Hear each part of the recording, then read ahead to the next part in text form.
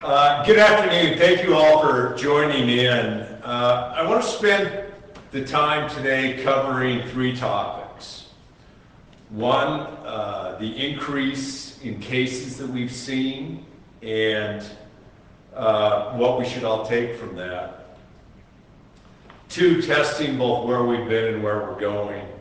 And three, additional assistance to our business community from the Coronavirus Relief Fund. First on the number of positive cases. In this past week, there were 69 new cases in the last 7 days.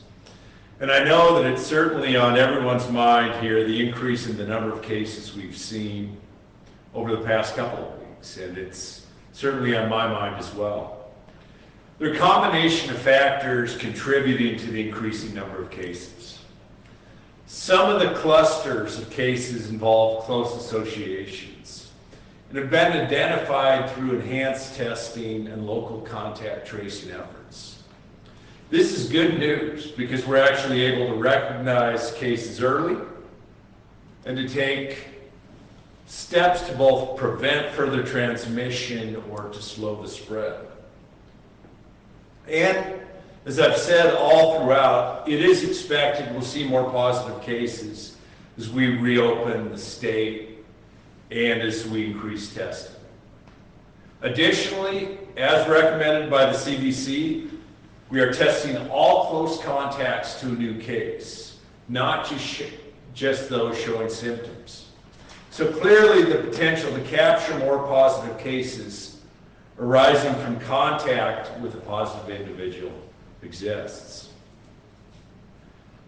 But I do have concerns about the instances where we see community-acquired cases, where cases are difficult to track back to the source, or where cases were acquired from outside travel.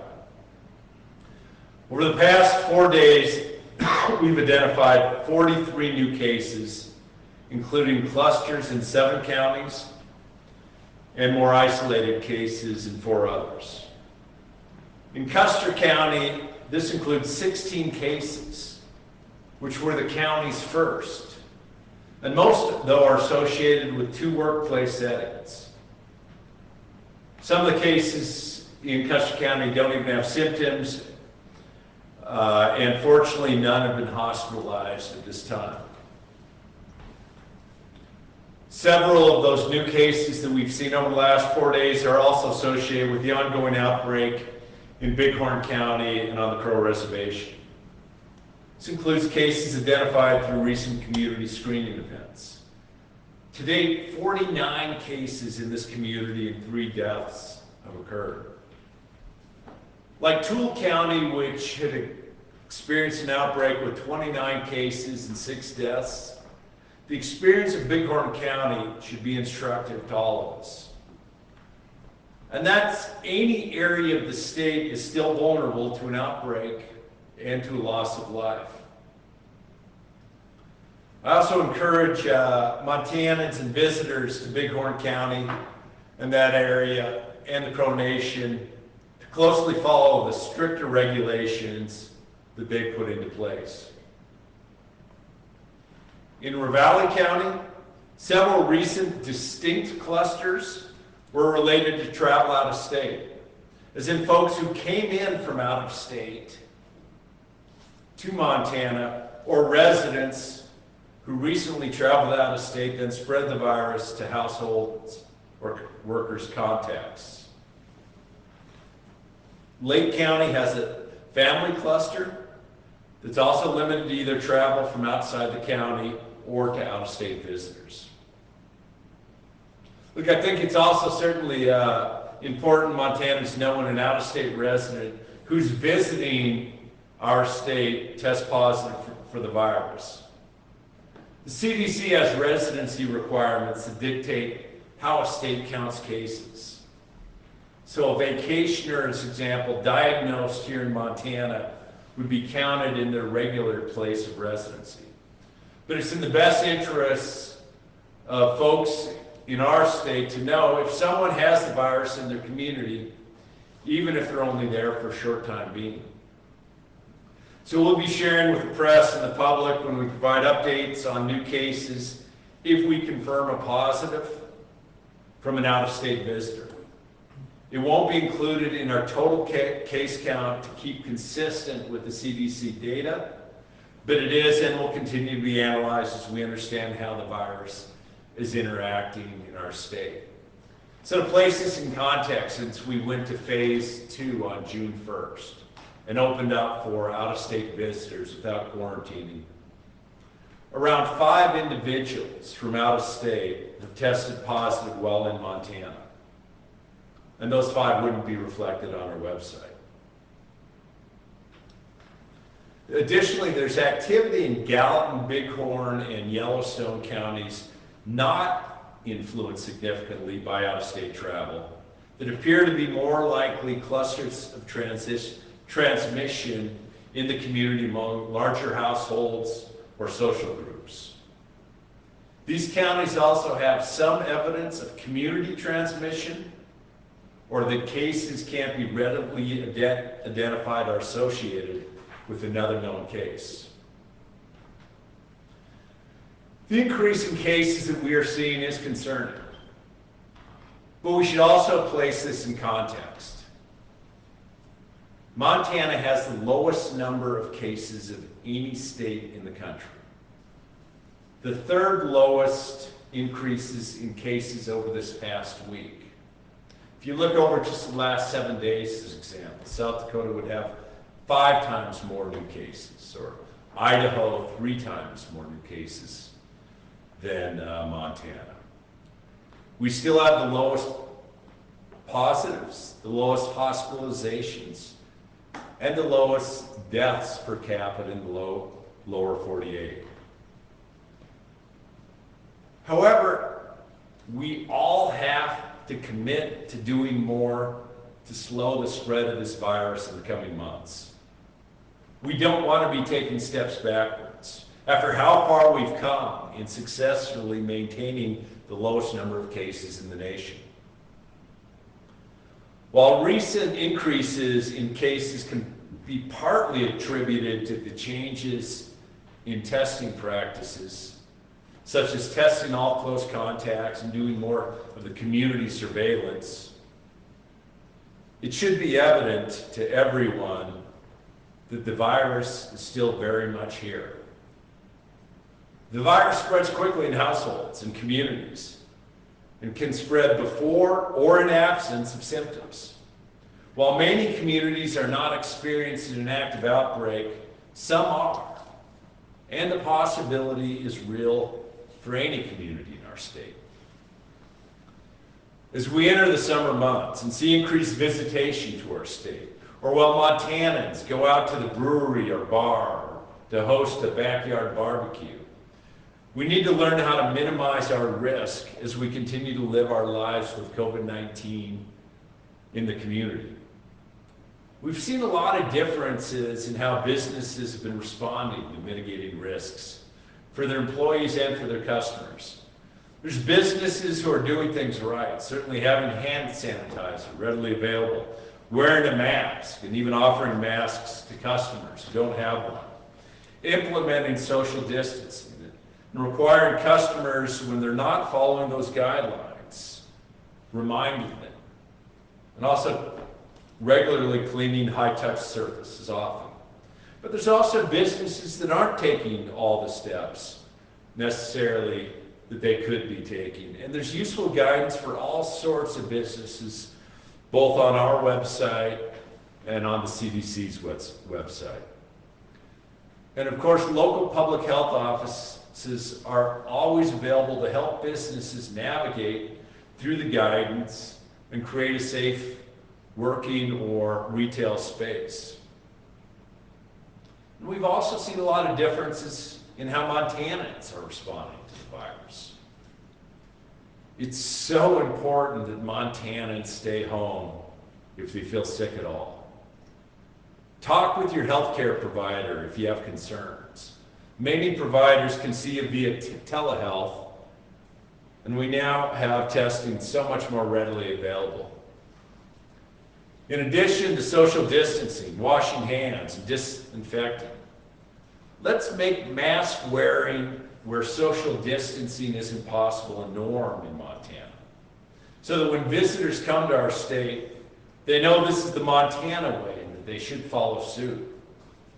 Studies show that widespread wearing of masks in community settings can significantly reduce the incidence of coronavirus cases. And masking up shouldn't be a political or an ideological thing. Remember that people may spread the virus before they even show symptoms. We often don't know what underlying health conditions our friends, our colleagues, and our neighbors may be dealing with.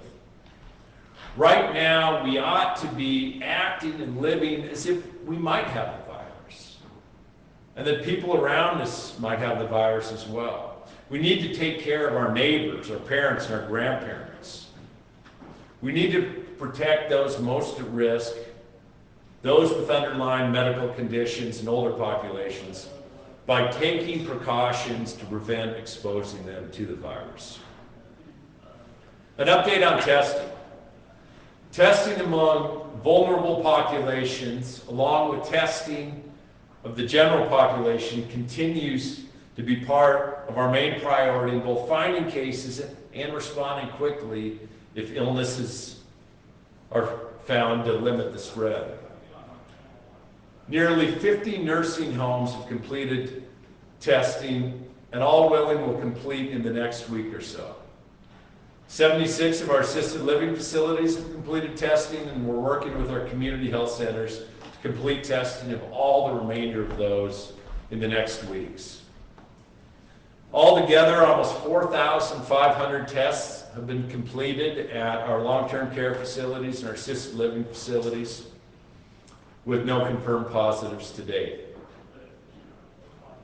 Tomorrow, I'll be visiting with the Confederated Salish and Kootenai tribes at their community testing site. This marks the 8th and final tribal nation in Montana to complete at least that first round of surveillance testing.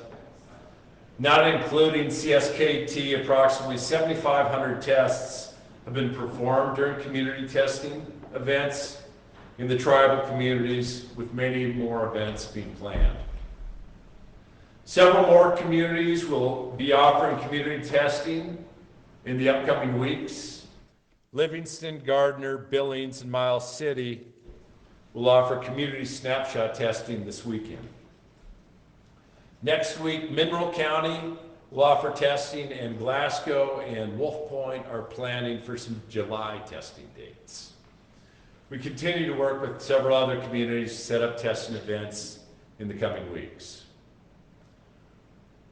For the week of May 30th to June 5th, we completed a total of 7,740 tests.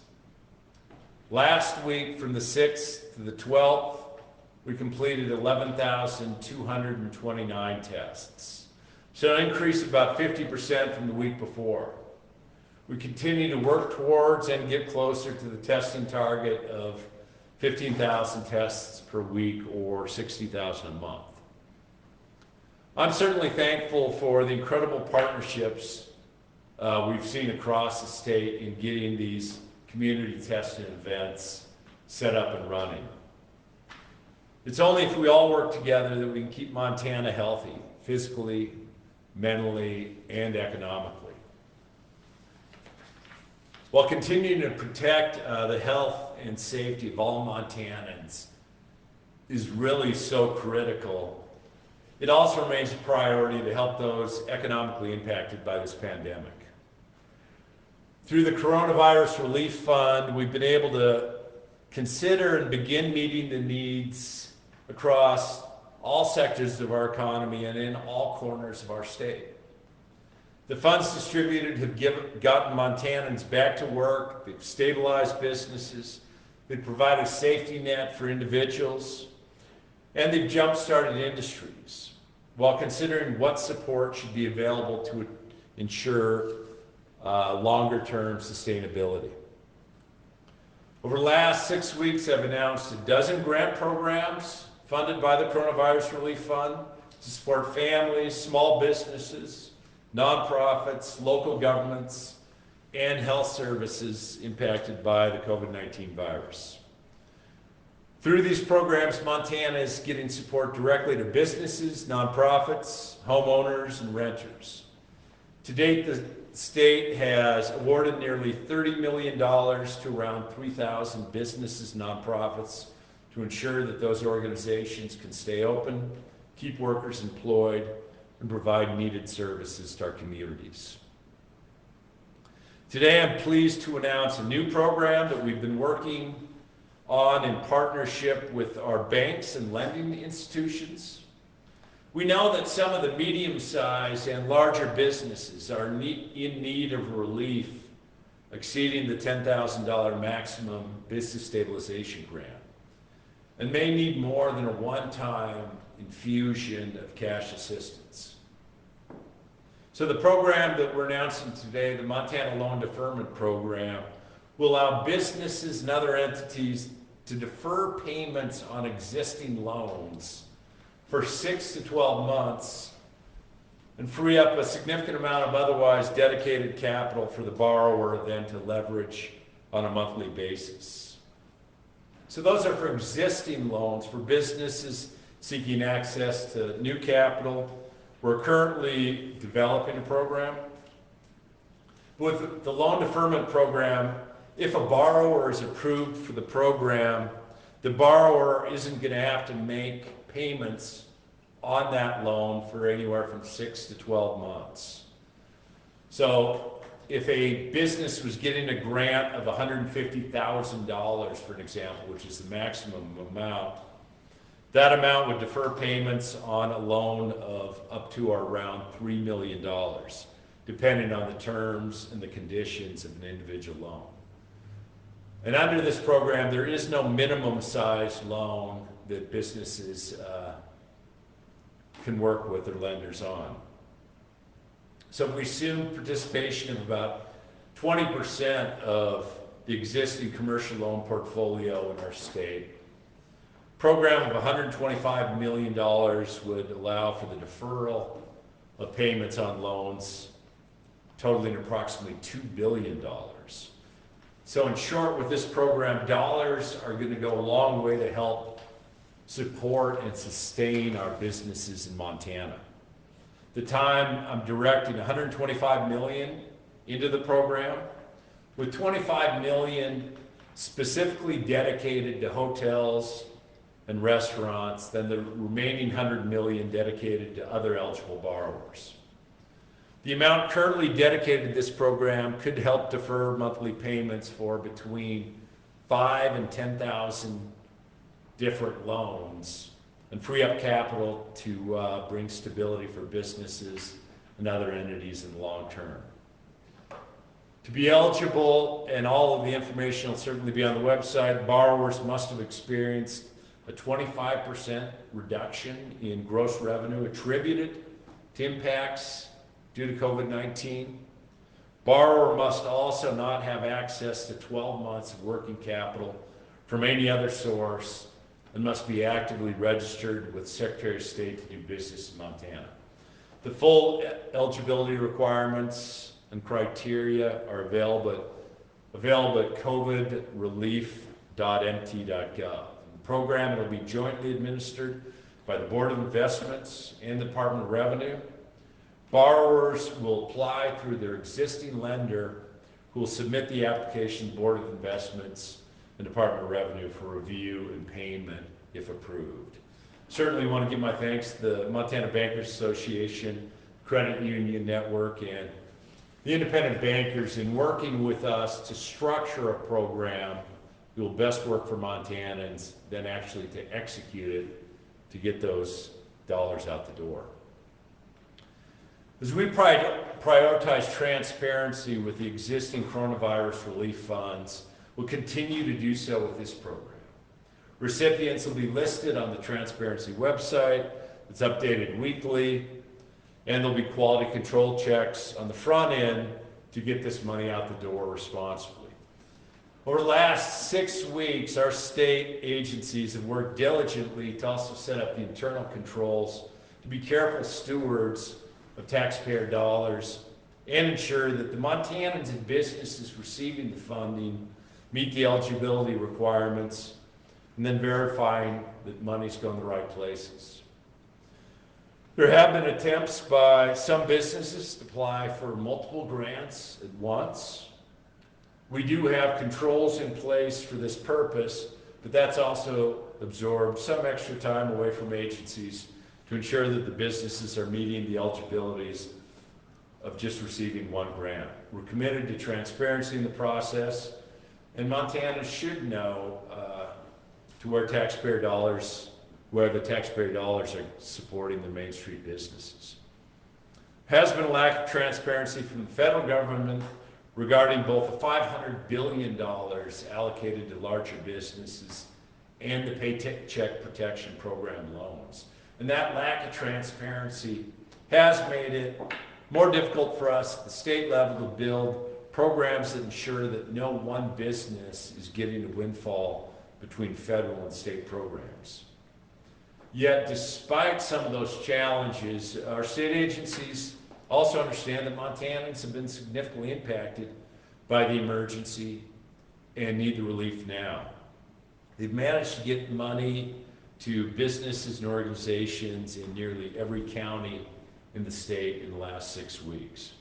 For example, the Department of Commerce awarded a total of 347 grants last year across every single program in that department. In just the last few weeks, the department's paid out over 2,600 grants in only 2 of the programs. Well, agencies have done great work so far to get this money in the community. Certainly know that much more needs to be done. Department of Commerce is moving additional state employees to help us also move more quickly through applications. In another grant, I'll be allocating $530,000 of the coronavirus relief funds to the Montana Department of Commerce to continue supporting 2020 census promotion and outreach through the new deadline of October 31st. Originally, the census was to be completed by July 31st until it was extended federally due to the pandemic. The legislature had passed $100,000 in the last legislative session to support state outreach efforts, and those dollars were used and spent on the timeline of the July 31st date. Now, the national average of participation to date in the census is at 61.4%. Montana is at a 55% self-response rate. We're ranked 8th from the bottom of states. And we have to do more to ensure that every Montanan is accurately counted in the census. And these funds will help serve that purpose. While the federal government's tasked with counting all households every 10 years, the state supports education, outreach, and promotion of the census. The U.S. Census Bureau had suspended all field operations from March to early May to slow the spread of COVID-19. And Montana's response rate is, as I noted, well below the national average. The funding that we'll be providing will support the state over the long term, ensure that we can do everything we can to get a complete count and our fair share of federal funding for the next decade. The bulk of those funds will be used to buy media to make sure Montanans, particularly in low response rate areas, know why responding is important and to encourage self-response. We know that an accurate and complete count of all Montanans is critical for determining the federal funding distributed to the state for education, highways, healthcare, and over 300 other programs. The census estimates that the state will receive nearly $20,000 per person who's counted over the next 10 years. Additionally, the count shapes our voting districts and will determine whether Montana will receive a second seat in Congress. So in short, when it comes to coronavirus relief funds, we'll continue to evaluate both the need and demand for these programs and make additional announcements in the future. And it's important to keep some CARES Act funding on hand for future needs that we may not expect including through changes in federal guidance as we respond to COVID-19 and keep our communities safe. I'll now open it up for questions. If you'd like to ask a question, you can press 5*. You'll be notified that your hand is raised. When we unmute your phone, you'll be notified that you've been called on to ask your question. First phone question. Hi, Gov.Bullock. This is Marisa Giorgio from NBC Montana. I'm annoying and have 3 questions today. First, no, just one, Marisa. All right. Sorry. Go ahead. Go ahead. Okay. Give me your 3. 2 new cases in Richland County just reported today. Wondering if the surge in cases is causing any renewed concern over access to ventilators and hospital beds, especially in rural Montana. And when you talk about making masks the norm, I'm wondering if you've thought about rolling out measures like Bighorn County to require masks in certain places. And lastly, simply, the loan deferment plan, would those payments deferred be added on to the end of the loan term, and would there be any penalty for taking it? So, first question, with the number of new cases, do we have concern about either ventilators or hospital capacity? And no, we don't. Look, we're always going to be carefully monitoring and working with our healthcare providers all across the state to ensure that they have what they need, but we're still at like the lowest per capita hospitalizations in the lower 48. We are seeing some states around the country where their hospitalizations are really, really spiking. Certainly every time that I hear another individual goes to a hospital or a loss of life, it does cause concern. But from a capacity perspective, we're still in a good place in Montana. Your second question was Bighorn County is requiring masks. I'm strongly encouraging them. Have I given thought to requiring masks where social distancing isn't possible? Now, look, Montanans ought to be taking care of one another. And it's one of these things that I will provide strong encouragement. And I think that certainly local public health, as we've seen in Bighorn County, can take different actions. But encourage it, like, let's not make a big thing of this. Like, let's just do this to try to keep not only ourselves, but folks around us safe. And your third question was, we might allow her to repeat it because that's the problem from Rita's asking 3 questions. And I'll let the budget director answer it. Go ahead, Yeah, Rita. I was wondering if those payments that are deferred will be added on to the loan term, and would there be any penalty for taking that deferment? Thanks, Marisa. This is Tom Livers. The Coronavirus Relief Fund will cover the interest payments for that period of time, between 6 and 12 months, depending on the specific conditions of the loan. So there will be no interest payments. There will also be no principal payments from the borrowers, because the principal amount will be deferred to the end. The interest will be covered through the public funds up to 6%, and the banks will write down any amount above 6% for that period of time, but the principal amount is deferred to the end. No penalty.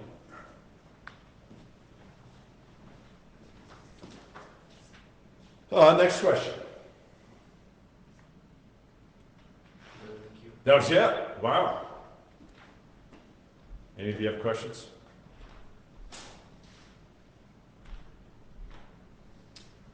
Governor, this is Jonathan Ambarian from Montana Television Network. I was just wondering, you mentioned there have been some additional cluster cases, that have seen some big spikes in some of the counties. What is it, at what point do you guys begin to look at whether there's any need to look at potentially restoring some additional restrictions at some point? Is that something that you've talked about at all? Well, I think as we've seen, Jonathan, like Bighorn County did decide to put in additional restrictions. And what we've seen by and large, and that's why, I mean, if the message could be taken away that so many of these are within just larger families or one gathering. So we have to be careful in ensuring that we're all continuing to be safe and protective along the way. But at this point, like having said, the cases, look, I don't like seeing positive cases. Some of the best days were when we were at 0. Certainly knew as we loosened up some of the restrictions when we went to phase 2 that we would see additional cases. But I think it's just important for all Montanans to continue to take this seriously. There aren't any steps right now to roll back at the statewide level where we are in phase 2.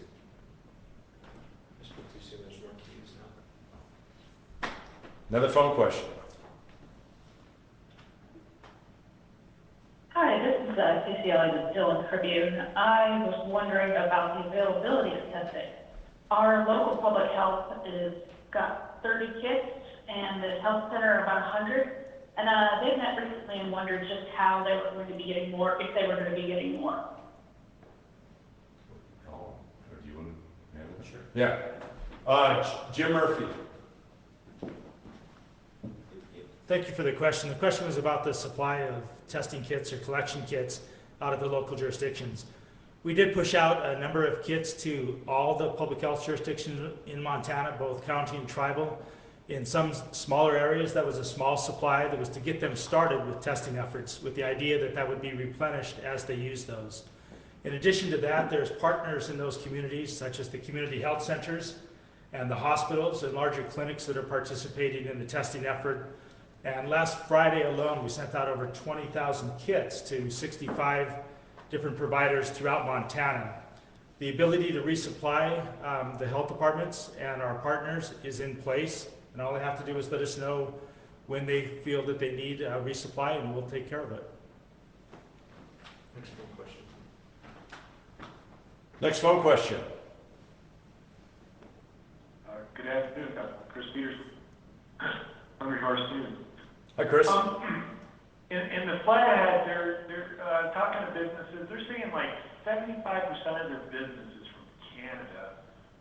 The border's closed. Have you had any conversations with the federal government on the border? And do you have any grasp of like how coronavirus is doing in the Canadian provinces that are bordering us? Two things, Chris. Yeah, earlier along this pandemic, I had a couple calls with the premiers in Alberta and Saskatchewan. I haven't, as of recently, had any discussions, and have not had discussions at the sort of federal government to federal government level of as they're looking at how much longer Canada is going to put these restrictions in place.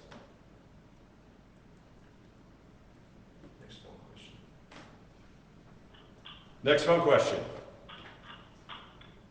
Yes, good afternoon, Governor. It's Paul Haynes with Billings Gazette. And my first question I've got to is just looking specifically at rural counties and Custer County in particular. Is there any guidance available for health officials within those counties to follow just with how to deal with issues that are particular to them when it comes to combating COVID-19 and stopping its spread?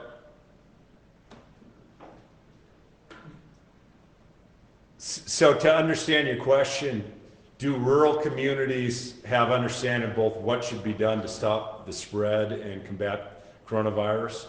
I mean, I guess I'd say two different things, one of which is, local public health officials, urban and rural, both have the information along the way, and our state public health department and our epidemiologists are working with communities large and small. And then, while Montana's COVID numbers do remain the lowest in the country, we're seeing them creep up into the thousands with its neighbors. And so I'm wondering, just like you said, you reached out to Canada, are you in coordination with civic and health officials with neighbors here in the States? I'm sorry, you cut out a little bit. Am I in contact with health officials in our neighboring states? That's correct. Was just in a conversation, I guess, a day or two ago with the North Dakota governor as but one example. We worked quite a bit with Wyoming governor and their public health side as we were opening up Yellowstone. But as far as, every state is addressing this differently and, doing what from my perspective, what we've tried to do is take those measures so that we could keep control on our cases and the positives. But the challenges of, look, from out-of-state travel, which as I noted, since June 1, we've only identified 5 individuals that were from out of state that tested positive here. The challenges will only certainly continue in that respect, but it's not just from our adjacent states, it's from, you know, folks all around the country that want to visit Montana. Next phone question, please.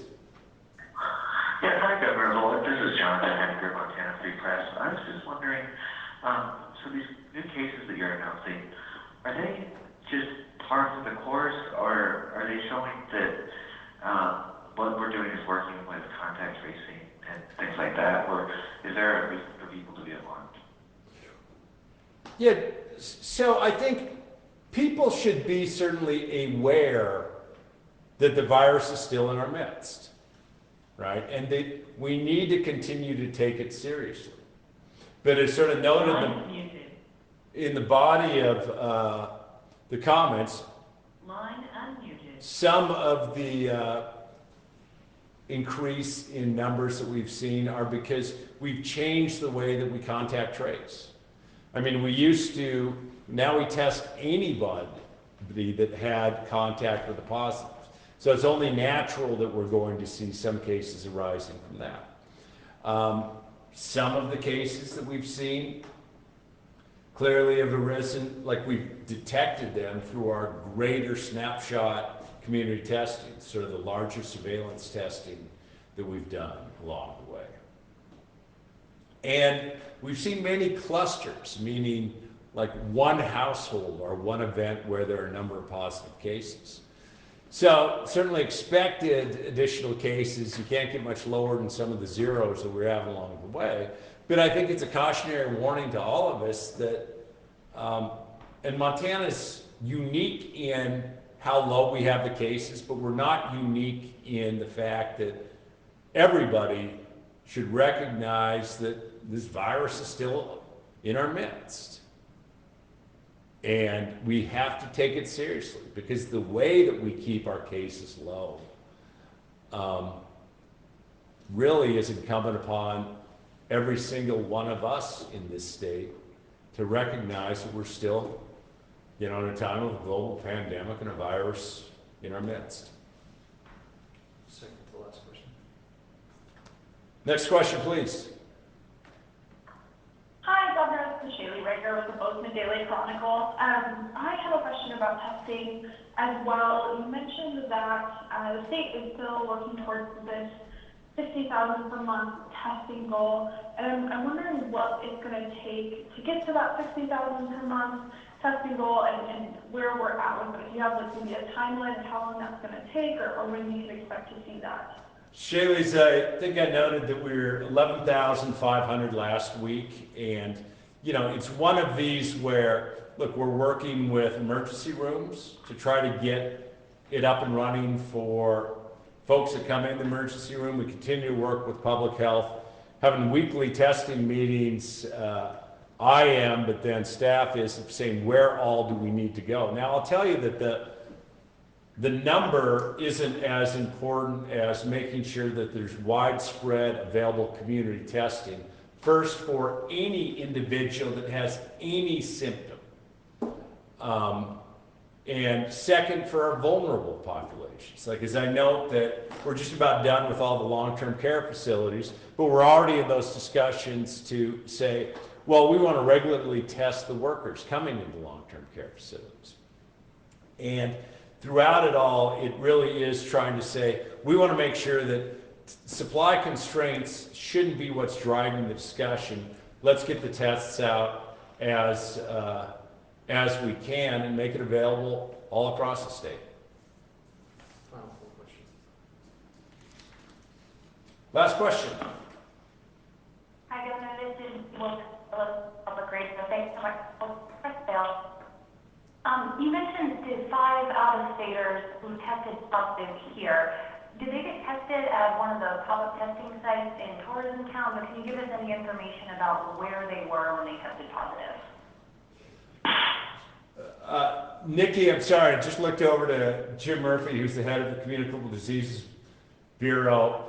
Can't give you information on that right now. We're going to get up on the website soon, sort of where the positives from out-of-state visitors, you know, the numbers and information about them that, you know, I don't think it was just sort of the widespread community testing, but we'll continue to try to dig in so we can provide some information to you and the press on those. Well, again, thank you all. I guess I'd note that for the loan deferment program, that's going to be up, goes live on Monday, June 22nd. So for those that apply soon, the interest can begin to be deferred with that July payment. And to just underscore again, we will continue to see cases in Montana, and it really is incumbent upon all of us what happens with this virus. We can only control the things of science that are within our control, and that's still recognizing that social distancing and disinfecting is so critical, that if you're sick, make sure to go see a doctor and don't be out in the community during that time, and do those steps to try to keep all Montanans safe. Thanks so much for joining us today.